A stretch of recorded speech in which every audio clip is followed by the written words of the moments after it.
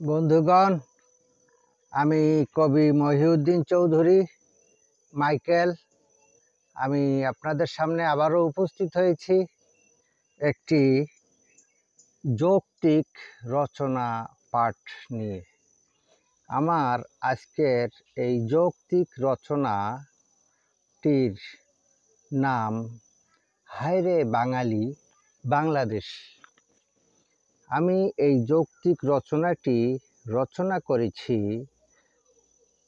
17/9/2024 খ্রিস্টাব্দে। পাঠ করছি। বর্তমানে দাবি উঠেছে দেশের শিক্ষিত, উচ্চশিক্ষিত বা নিজেদের পবিত্র মনে করে থাকেন এমন মানুষদের থেকে।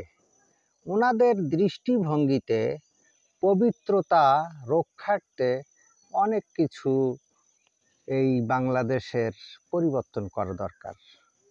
যেমন প্রথমত জাতীয় সঙ্গীত পরিবর্তন করা দরকার, কারণ ওটা হিন্দু কবি রবীন্দ্রনাথ ঠাকুরের লেখা। অবশ্যই জাতীয় সঙ্গীত তাদের মতে পরিবর্তন করা উচিত, কারণ ওটা যেহেতু বেধর্মী হিন্দুদের লেখা সেহেতু ওটা অপবিত্র। শুধু জাতীয় সঙ্গীত নয়, জাতীয় কবিও পরিবর্তন করা উচিত।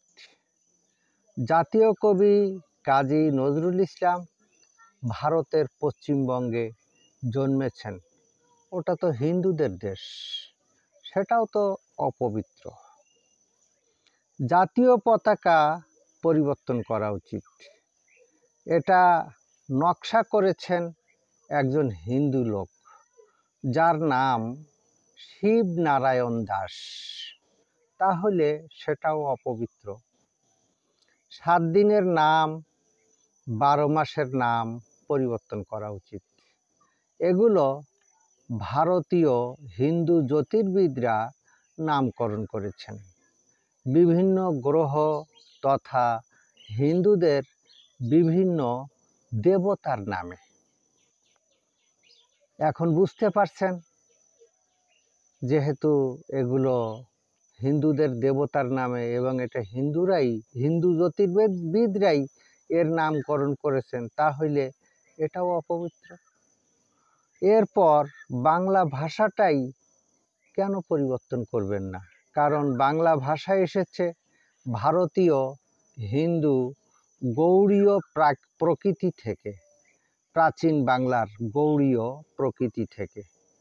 শুধু এগুলোও নয়, স্বরবর্ণ, বাংলা স্বরবর্ণ ও ব্যঞ্জনবর্ণ এর জনক ঈশ্বরচন্দ্র বিদ্যাসাগর। উনি একজন হিন্দু লোক, পশ্চিমবঙ্গ তথা ভারতীয় নাগরিক। তাহলে এটাও কি পবিত্র হবে? চলুন বাংলা ভাষাটাই বাদ দেই, কারণ এখানে মুসলিমদের তেমন কোনো অবদান দেখা যায় না, সবই হিন্দুদের অবদান। তাহলে এটা নিশ্চয়ই অপবিত্র। আর বাংলাদেশের জনক বঙ্গবন্ধু শেখ মুজিবুর রহমানকে তো আমরা জাতির জনক মানি না, সেখানে অন্য কাহারও নাম ও বসাই না, হয়তো বা বসাতে পারি না। বাংলাদেশের নামটা আর বহাল রাখা কি ঠিক হবে? কারণ 2024 খ্রিস্টাব্দে নূতনভাবে দেশ স্বাধীন হয়েছে ছাত্র জনতার নেতৃত্বে। অনেক শিক্ষিত, উচ্চশিক্ষিত মানুষদের মুখে শুনলাম, বিভিন্ন মিডিয়ায় দেখলাম তাদের বলতে যে আমরা স্বাধীন হয়েছি। কিন্তু স্বাধীন দেশের নাম এখনো পেলাম না, বা স্বাধীন দেশের যে একটা নূতন পরিকাঠামো, সেই কাঠামোটাও আজ পর্যন্ত পেলাম না। তাছাড়া বাংলাদেশ তো 1971 খ্রিস্টাব্দে স্বাধীন হয় ভারতের তৎকালীন প্রধানমন্ত্রী ইন্দিরা গান্ধীর সহায়তায়, পাকিস্তান হতে বঙ্গবন্ধু শেখ মুজিবুর রহমানের নেতৃত্বে।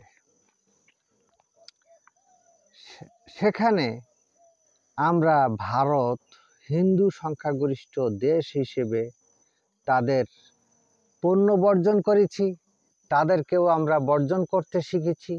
কারণ আমরা কিছু সংখ্যক মানুষ নিজেদেরকে অতি পবিত্র মনে করি, যে কারণে এই হিন্দু বা অন্যান্য ধর্মাবলম্বীদের কোনো দেশ বা কোনো দেশীয় পণ্য আমরা মৌখিকভাবে যার যার অবস্থান থেকে আমরা ঘোষণা দিয়ে থাকি যে এটা বেধর্মী পণ্য, বেধর্মী দেশ, এটা আপনারা আজই বর্জন করুন। এবং সেই সমস্ত লোকদের কথা অনুযায়ী কিছু কিছু মানুষ দেখা যায় বর্জন করেও থাকেন, কিন্তু আসলে তাহারা কতটুকু বোঝেন এবং তাহাদের কথায় যারা এই সমস্ত অবস্থাগুলো বর্জন করেন তাহারাও বা কতটুকু বুঝতে পারেন।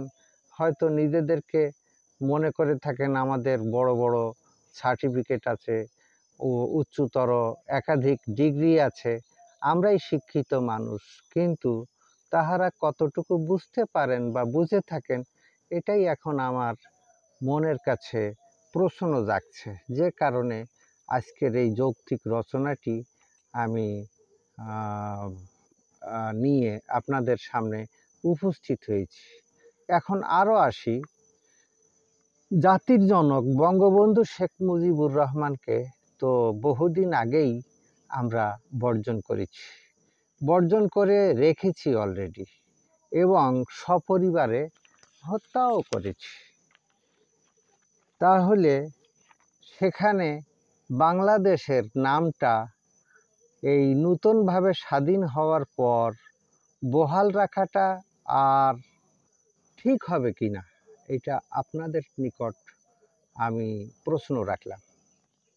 এখন আসুন জেনে নেই বর্তমান বাংলাদেশ শুরু থেকে কতটা পবিত্র। প্রাচীন বাংলার প্রতিষ্ঠা লগ্ন থেকেই অধিকাংশ শাসকগণ হিন্দু ছিলেন। যেমন আপনারা ইতিহাস ঘাটলে দেখতে পাবেন পাল বংশ, সেন বংশ, মৌর্য রাজবংশ ইত্যাদি বংশের কথা দেখতে পাবেন। তারা দীর্ঘদিন ধরে এই প্রাচীন বাংলা শাসন করেছেন। কখনো বঙ্গ, কখনো গৌড়, কখনো বাঙাল নামে এগুলো শাসিত হয়েছে। কয়েকজন বুদ্ধিস্ট শাসকও প্রাচীনকালে ছিলেন, খ্রিস্টপূর্ব 300-400 বছর পূর্বে, খ্রিস্টপূর্বাব্দে, যার মধ্যে অন্যতম একজন বুদ্ধিস্ট শাসক ছিলেন যার নাম সম্রাট অশোক। এবং এই সম্রাট অশোকের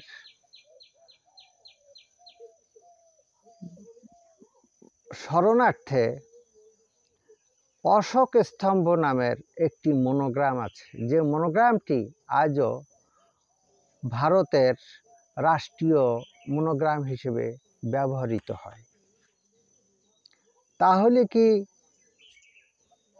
এই হিন্দু মানে যে বাংলা, প্রাচীন বাংলার যে উৎপত্তি বা প্রাচীন বাংলার যে শুরু থেকে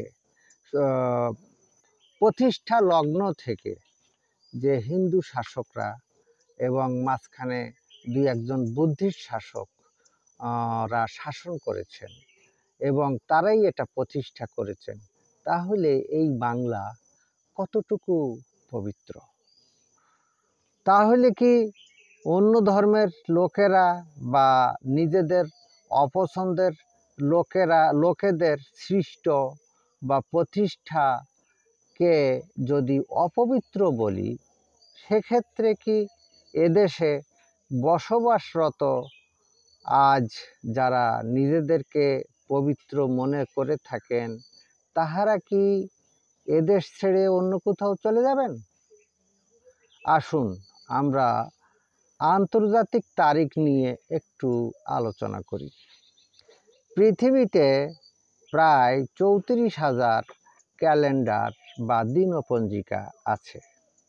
তার মধ্যে একটাই আন্তর্জাতিক ক্যালেন্ডার ছিল এবং আছে। এই আন্তর্জাতিক ক্যালেন্ডারটা হলো খ্রিস্টীয় ক্যালেন্ডার। সেটা যে খ্রিস্টীয় ক্যালেন্ডার বা দিনপঞ্জিকা, এটা আবার দুভাগে বিভক্ত। একটা হজরত ঈসা আলাইহিস সালাম বা যীশু খ্রিস্টের জন্মের আগে, ওটাকে বলা হয় খ্রিস্টপূর্বাব্দ ক্যালেন্ডার। আর হজরত ঈসা আলাইহিস সালাম বা যীশু খ্রিস্টের জন্মের পর হতে আজ পর্যন্ত যে ক্যালেন্ডারটি বা দিনপঞ্জিকাটি ব্যবহার হয়ে আসছে, এইটাকে খ্রিস্টাব্দ ক্যালেন্ডার বলা হয়ে থাকে। এটা আন্তর্জাতিকভাবে ৩৪,০০০ ক্যালেন্ডারের মধ্যে এই একটাই ক্যালেন্ডার সারা পৃথিবী জুড়ে সমাদৃত, স্বীকৃত এবং ব্যবহৃত। এই আন্তর্জাতিক তারিখ অনুযায়ী সমগ্র পৃথিবীর জুড়ে লেনদেন সহ ইত্যাদি সময় গণনা আন্তর্জাতিকভাবে সব কিছু এটার উপরে নির্ভর করে করা হয়। ওটাই তো বেধর্মীদের প্রতিষ্ঠা, তাহলে নিশ্চয়ই সেটাও অপবিত্র। সর্বশেষে যেটা বলবো, বর্তমান এই আধুনিক বিশ্বে যত প্রযুক্তি আছে, কম্পিউটার, ইন্টারনেট, মোবাইল, ল্যাপটপ, তারপরে গুগল, ফেসবুক, ইউটিউব, টুইটার ইত্যাদি যে প্রযুক্তি আছে, যে প্রযুক্তি সেবা আছে, এই সমস্ত প্রযুক্তি সেবার মধ্যে প্রায় শতভাগ প্রযুক্তি সৃষ্টি করেছেন ইহুদি ধর্ম অবলম্বীগণ। তাহলে ওরাও তো বেধর্মী, নিশ্চয়ই সেগুলোও অপবিত্র। এরকম আরও অনেক আছে। তাহলে এদেশে যারা আজ নিজেদেরকে পবিত্র মনে করছেন, ওনারা কি পৃথিবী ছেড়ে অন্য কোথাও চলে যাবেন? তাহলে নিশ্চয়ই এখানে কোনো একটা জায়গায় গোলমাল আছে। নিশ্চয়ই যারা আজকে নিজেদেরকে অতি পবিত্র বলে দাবি করছেন এবং শিক্ষিত বা উচ্চশিক্ষিত বলে দাবি করছেন, তাহলে তাদের নিশ্চয়ই কোনো কিছুর অভাব আছে, অথবা আমি যে কথাগুলো, যে যুক্তিগুলো তুলে ধরলাম এই রচনাটিতে, এখানে ভুল আছে। তাহলে আমরা এই প্রাচীন বাংলা থেকে আজকের এই বাংলাদেশ পর্যন্ত যে সংক্ষিপ্ত রচনাটি করলাম, আমরা বাঙালি এবং বাংলাদেশি, আমরা কতটুকু গর্বিত এই সমস্ত অবস্থা থেকে। এই সমস্ত অবস্থাগুলো শুধু আমাদের বাংলাদেশের মধ্যে, বাঙালির মধ্যে সীমাবদ্ধ থাকে না। আজকাল যে মিডিয়া, এই মিডিয়ায় সারা পৃথিবী জুড়ে এগুলো প্রচারিত হয়, তাহলে যারা আজকে নিজেদেরকে আপনারা অতি পবিত্র বলে দাবি করছেন, তাহাদেরকেও একটু চিন্তা করার জন্য আমি অনুরোধ করব, সবিনয়ে করজোড় করে আমি অনুরোধ করব যে আপনারা একটু ভাবুন যে আপনারা বাংলাদেশের ভাবমূর্তি উজ্জ্বল করছেন না সমাধি তৈরি করছেন এই বাংলাদেশের ভাবমূর্তিকে। এই ভাবনাটুকু আপনাদেরকে ভাবার জন্য অনুরোধ করে আমি এই রচনার কথাগুলো শেষ করব। হায়রে বাঙালি, বাংলাদেশি। পরিশেষে আমি একটি অনুরোধ রেখে যেতে চাই আপনাদের কাছে। মানুষ মাত্রেই ভুল করে থাকে, মানুষের ভুল হয়ে থাকে বা থাকতে পারে। আমিও ভুলের ঊর্ধ্বে নই। এজন্য এই যৌক্তিক রচনাটি যদি আপনাদের ভালো না লাগে, দয়া করে ক্ষমা সুন্দর দৃষ্টিতে দেখবেন। আমি এই যৌক্তিক রচনাটি আপনাদের আমার এই ভিডিওটি দেখার অনুরোধ করে এবং আমার এই ইউটিউব চ্যানেলটি সাবস্ক্রাইব করে নিয়মিত লাইক, কমেন্ট, শেয়ার করে পাশে থাকার অনুরোধ রেখে আমি আপনাদের থেকে আজকে বিদায় চাইছি। সবাইকে শুভেচ্ছা, শুভকামনা, অবিরাম, অন্তহীন, নিরন্তর পথ চলা। ধন্যবাদ।